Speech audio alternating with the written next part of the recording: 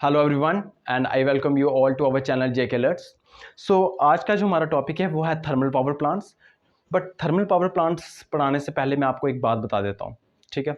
कुछ स्टूडेंट्स का कहना है कि आप अपने वीडियोस में कुछ ट्रिक्स बताइए, ठीक है, जिनसे हम ये टॉपिक याद रख पाएँ। कौन से topic? Thermal power plants, hydro power plants, rivers of India, lakes of India, national parks, wildlife sanctuaries, tiger reserves, biosphere reserves, ठीक है। तो ये कुछ बच्चे चाहते हैं कि ट्रिक्स से याद रखा जाए, ठीक है, और हमेशा ट्रिक्स के पीछे ही भागते हैं। बट स्टैटिक जीके में ट्रिक्स काम नहीं करती हैं और कोई ट्रिक्स होती भी नहीं है, ठीक है। हाँ, एक्रोनियम बनाए जाते हैं। एक्रोनियम का मतलब होता है कि जैसे आज हम थर्मल पावर प्लांट्स पढ़ने वाले हैं, तो किसी पर्टिकुलर स्टेट के पहले मतलब जो भी थर्मल पावर प्लांट्स होंगे उनके जो पहले एक या दो लेटर होंगे उन्हीं को यूज़ करके एक वर्ड बना दिया जाता है और उसी वर्ड को याद कर लिया जाता है फिर, और देन इस तरह से वो याद करते हैं थर्मल पावर प्लांट्स या कोई भी पर्टिकुलर टॉपिक, ठीक है। बट मैं आपको एक बात बताता हूँ कि इन सब चीज़ों को याद रखने के लिए एक ही तरीका है, वो है रिवीजन। जितनी बार आप रिवीजन करेंगे उतनी ही बार ये आपके दिमाग में ताज़ा रहेंगे, ठीक है। मतलब आपके दिमाग से ये निकलेंगे नहीं, वो ज़्यादा देर तक आपके दिमाग में रहेंगे ये टॉपिक्स, ठीक है। तो रिवीजन इज मस्ट, और मैं खुद रिवीजन करता हूँ।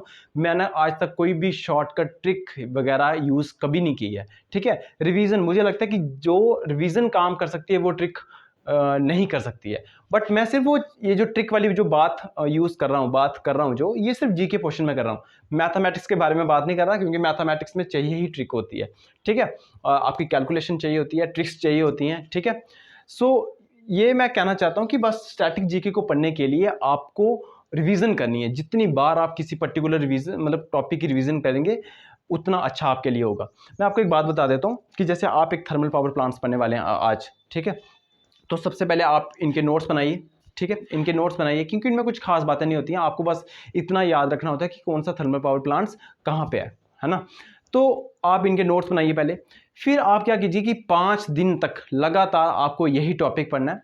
बट ऐसा नहीं है कि पूरा दिन यही टॉपिक पढ़ना है, कोई 1 घंटा आप चूज़ कर लीजिए, कोई भी आपको जो अच्छा लगता है कि आप सुबह पढ़ना चाहते हैं, शाम को, कोई भी 1 घंटा सिर्फ, ठीक है। 1 घंटा आपने रोज़ ये 5 दिन तक पढ़ना है सारे के सारे, और 5 दिन के बाद आप खुद देखोगे कि आपकी ये टिप्स पे होंगे सारे के सारे थर्मल पावर प्लांट्स, ठीक है।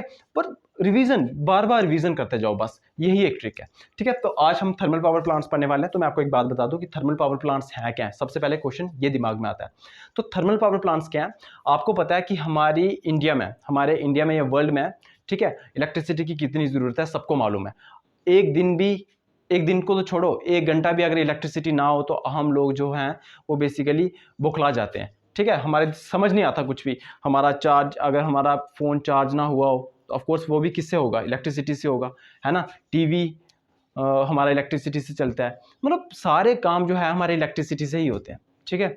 और अगर इलेक्ट्रिसिटी ना हो, 1 घंटे के लिए भी गायब हो जाए इलेक्ट्रिसिटी, तो हमें कितना मतलब इनकन्वीनियंस होता है ना, मतलब हमें अच्छा नहीं लगता सब कुछ।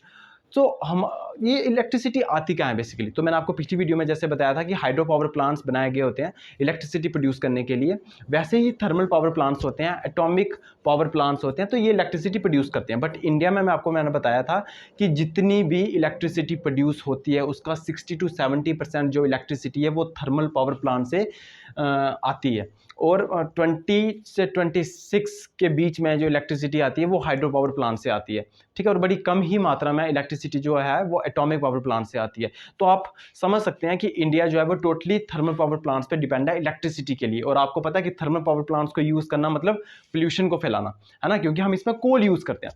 तो थर्मल पावर प्लांट्स बेसिकली वो प्लांट्स होते हैं जहाँ पे हम कोल को इलेक्ट्रिसिटी में कन्वर्ट करते हैं। कोल को इलेक्ट्रिसिटी में कन्वर्ट नहीं करते हैं, बेसिकली होता क्या है कि कोल को हम हीट करते हैं, उसमें जो हीट प्रोड्यूस होती है उस हीट को यूज़ करते हैं इलेक्ट्रिसिटी बनाने के लिए, ठीक है।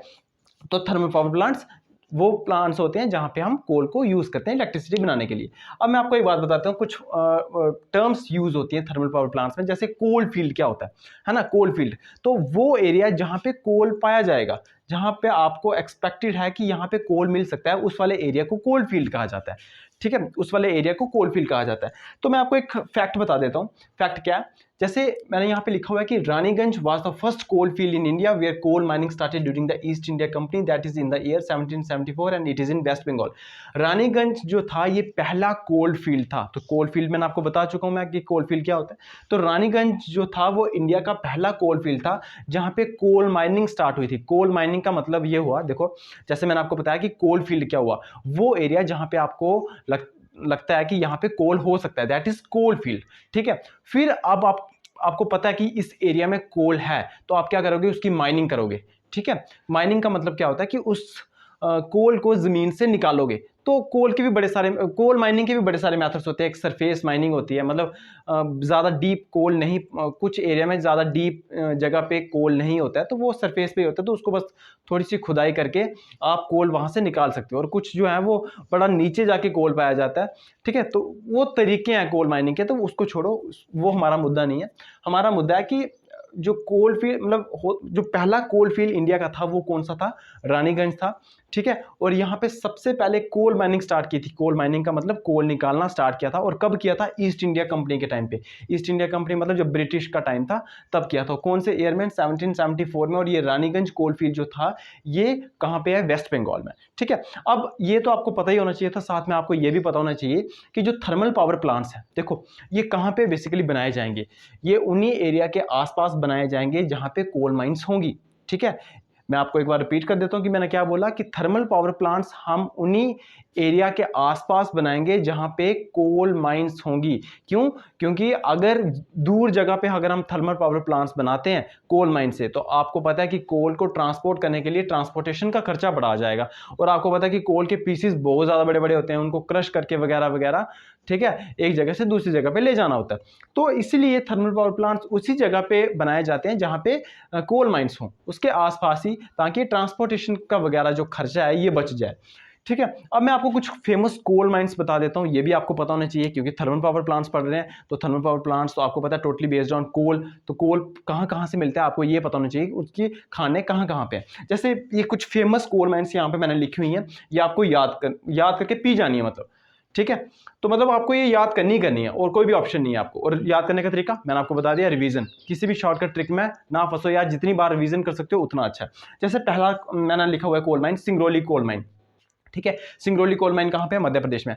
एक तो आपको इसकी कोल माइन का नाम याद होना चाहिए। ये कोल माइन, इसमें क्या निकलता है, ठीक है, कोल निकलते हैं, ये सारी कोल माइंस हैं। ठीक है, बाकी भी कुछ माइंस होती हैं, उसमें अलग अलग चीजें निकलती हैं, बट ये सारी की सारी कोल माइंस हैं। ठीक है, नेक्स्ट है Bokaro coal mine. Bokaro coal mine कहाँ पे है, झारखंड में। झारिया कोल माइन, झारिया कोल माइन कहाँ पे है, झारखंड में। रानीगंज कोल माइन कहाँ पे, वेस्ट बंगाल में। कोरबा कहाँ पे है, छत्तीसगढ़ में। टालचर कोल माइन कहाँ पे है, उड़ीसा में। सिंगारेनी कोल माइन कहाँ पे है, तेलंगाना में। और नेवेली कोल माइन कहाँ पे है, तमिलनाडु में। तो ये फेमस कुछ कोल माइंस हैं। ठीक है, अब आपने एक चीज नोटिस की होगी कि जितनी भी मैंने कोल माइंस लिखवाई है ना, वो सारी की सारी कोल माइंस इंडिया के ईस्टर्न पार्ट में। ठीक है, सो अगर इंडिया के ईस्टर्न पार्ट में सारी की सारी कोल माइंस हैं, इसका मतलब इनके आसपास थर्मल पावर प्लांट्स भी बनाए गए होंगे। जैसा कि मैंने आपको बताया कि थर्मल पावर प्लांट्स हमेशा उसी जगह पे बनाए जाते हैं जहां कोल माइंस हों, आसपास कोल माइंस हों, ताकि हमें कोल जो है वो ट्रांसपोर्ट करने का मतलब ट्रांसपोर्टेशन का खर्चा हमारा बच जाए। पहली बात तो ये। ठीक है, अब सपोज करो कि गवर्नमेंट चाहती है कि राजस्थान में थर्मल पावर प्लांट सेटअप किया जाए, तो आपको मैं पूछता हूं कि क्या राजस्थान में थर्मल पावर प्लांट सेटअप करना चाहिए कि नहीं करना चाहिए। ठीक है, सो पहली बात तो ये है कि हमें राजस्थान में थर्मल पावर प्लांट सेटअप करना चाहिए। अब आप बोलोगे कि कोल माइन जो है वो राजस्थान से कोसों दूर है, मतलब बहुत ज़्यादा दूर है। कोल माइन जो है वो ईस्टर्न पार्ट में है, और हमारा जो राजस्थान में है वो वेस्टर्न पार्ट में है, तो ना वेस्टर्न पार्ट में। तो क्वेश्चन ये आता है कि मतलब क्यों हमें इतनी दूर कोल माइन से थर्मल पावर प्लांट सेटअप करना चाहिए।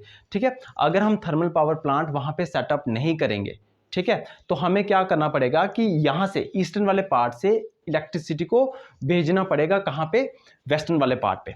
तो जब हम इलेक्ट्रिसिटी भेजेंगे ना, तो होगा पता क्या, ट्रांसमिशन लॉस। ट्रांसमिशन लॉस मतलब इलेक्ट्रिसिटी का लॉस बड़ा ज़्यादा होगा, और हमारी मतलब जो हम जिसका खर्चा बचा रहे थे ट्रांसपोर्टेशन का, वो उससे दुगना खर्चा हो जाएगा।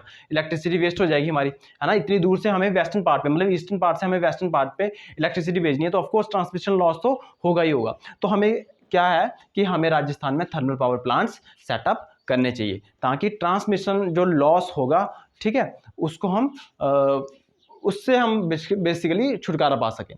दूसरी बात यह है कि आपको पता है कि थर्मल पावर प्लांट्स में आपको पता होगा कि कोयले से इलेक्ट्रिसिटी प्रोड्यूस की जाती है, और कोयले से जब स्टीम प्रोड्यूस की जाती है ना, तो पानी भी चाहिए होता है। तो मतलब थर्मल पावर प्लांट्स हमेशा उस जगह पे भी होंगे जिसके आसपास कोई वाटर रिजर्वायर हो, क्योंकि थर्मल पावर प्लांट्स में इलेक्ट्रिसिटी, मैंने आपको कहा कि प्रोड्यूस की जाती है कोयले को बर्न करके, बट कोयले को बर्न करने के लिए भी पानी की ज़रूरत होती है, और इनके आसपास, थर्मल पावर प्लांट्स के आसपास वाटर रिजर्वायर होना चाहिए, ठीक है। ये दूसरी बात है। तो ये कुछ इंपॉर्टेंट बातें हैं थर्मल पावर प्लांट्स के बारे में। अब हम क्या करेंगे कि स्टेट वाइज जितने भी इंपॉर्टेंट थर्मल पावर प्लांट्स उन स्टेट में होंगे, हम उनको देखेंगे। सबसे पहले मध्य प्रदेश के थर्मल पावर स्टेशंस को देखेंगे। जैसे मध्य प्रदेश में कौन कौन से थर्मल पावर स्टेशंस हैं, और आपको एक भी स्किप नहीं करना है, ठीक है। तो अमरकंटक थर्मल पावर स्टेशन, यहाँ पे टीपीएस का मतलब है थर्मल पावर स्टेशन, ठीक है, शॉर्ट फॉर्म में लिखा है मैंने। Amarkantak thermal power station Madhya Pradesh में, Satpura thermal power station, Sanjay Gandhi thermal power station, Shri Singaji thermal power station और विंध्याचल थर्मल पावर स्टेशन। ये 5 के 5 थर्मल पावर स्टेशन कहाँ पे? मध्य प्रदेश में। और विंध्याचल थर्मल पावर स्टेशन जो है ये इंडिया का सबसे बड़ा पावर स्टेशन है, ठीक है, ये आपको याद रखना है।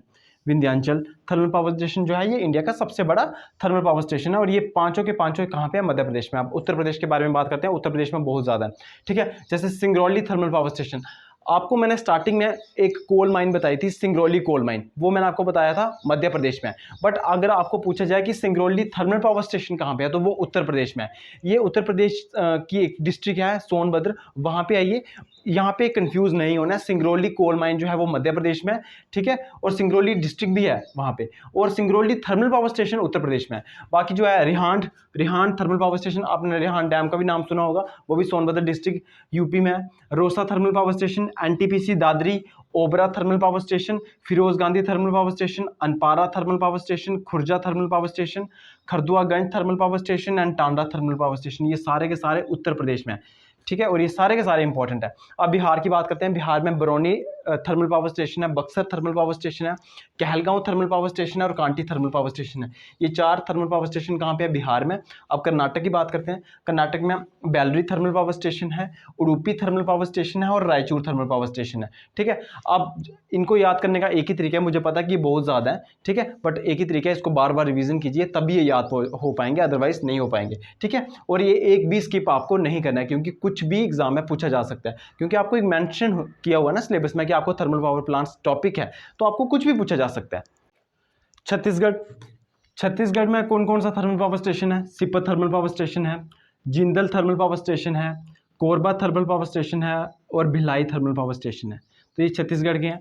झारखंड की बात करूं, बोकारो थर्मल पावर स्टेशन है, पतराटू थर्मल पावर स्टेशन है, चंद्रपुरा थर्मल पावर स्टेशन है। राजस्थान में छाबड़ा थर्मल पावर स्टेशन है, सूरतगढ़ थर्मल पावर स्टेशन है, कोटा थर्मल पावर स्टेशन है, कालीसिंध थर्मल पावर स्टेशन है और गिराल लिग्नाइट थर्मल पावर स्टेशन है। वेस्ट बंगाल की बात करूं, दुर्गापुर थर्मल पावर स्टेशन है, फरक्का थर्मल पावर स्टेशन है, मेजिया थर्मल पावर स्टेशन है, fourth Kolaghat thermal power station है, सागर डिग्गी भी है बट वो इंपॉर्टेंट नहीं है, ठीक है, और बाक्रेश्वर भी है, बट ये 4 इंपॉर्टेंट है, ये याद करने हैं आपको। तमिलनाडु में इनोर थर्मल पावर स्टेशन है, मैटूर है, टूटिकोरिन है और नेवेली थर्मल पावर स्टेशन। और मैंने आपको कहा था कि नेवेली जो है ये कोल माइन भी है, तो उसी के पास में है। तेलंगाना की बात करूं, रामागुंडम, कोठागुड्डम, देखो तेलंगाना में जैसे जैसे गुंडे होते हैं ना, वैसे वैसे उन्हीं के नाम पे बने हुए हैं। ककाटिया थर्मल पावर स्टेशन है, ये दादरी है, बहादरादरी है, तो ये सारे के सारे तेलंगाना में है। गुजरात की बात करूं, गांधी सागर है, सिक्का थर्मल पावर स्टेशन है, उकाई थर्मल पावर स्टेशन है, वर्नकबोरी थर्मल पावर स्टेशन है, एक कच्छ थर्मल पावर स्टेशन भी है। तो आपको पता है कच्छ जो है वो गुजरात में है, तो कुछ जो है वो मतलब जगह के नाम से पहचाने जाते हैं। महाराष्ट्र की बात करूं, टिरोडा थर्मल पावर स्टेशन है, पारस थर्मल पावर स्टेशन है, पार्ली थर्मल पावर स्टेशन है, चंद्रपुर थर्मल पावर स्टेशन है। देखो झारखंड में मैंने चंद्रपुरा थर्मल पावर स्टेशन बोला था और महाराष्ट्र में चंद्रपुरा, तो ये छोटा सा डिफरेंस है इसके बीच में, वो चंद्रपुरा और ये चंद्रपुरा थर्मल पावर स्टेशन है। और महाराष्ट्र में खापरखेड़ा थर्मल पावर स्टेशन भी है। तो जितने भी इस वीडियो में मैंने स्टेट्स के थर्मल पावर स्टेशन पढ़ाए हैं ना, वो सारे के सारे आपको याद करने हैं, ठीक है, और बार बार रिवीजन से ही याद होंगे, ठीक है। तो मिलते हैं नेक्स्ट वीडियो में, थैंक यू।